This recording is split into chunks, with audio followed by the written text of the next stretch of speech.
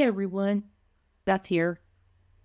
It's officially summer, and that should be the time that we put down our phones and our social in person. However, it's been hotter than Hades, so many of us choose to be inside in the air conditioning with our phones in hand. Now, I'm old enough to remember a time prior to social media. I remember when I signed on to Facebook for the very first time. It was in 2008. Before that, it was MySpace, which is unbelievably still around. Social media does not show any signs of becoming less popular. For today's purposes, we're going to focus on Facebook and Instagram, which are both owned by Meta. Let's look into the future and pretend that it's November 19th, 2026. What's significant about that date, you might ask?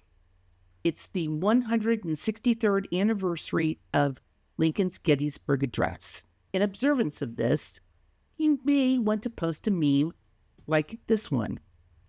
Now, we know the myth that Lincoln hastily scribbled out his address on an envelope. Most people still believe this.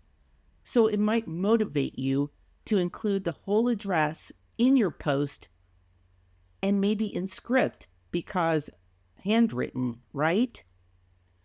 But look, it's hard to read, busy, and it's easy to overlook because of all that's going on with it. Instead, see this example. It gets right to the heart of the address. It incorporates Lincoln's signature, which is kind of his brand, right? And features the last photograph of him.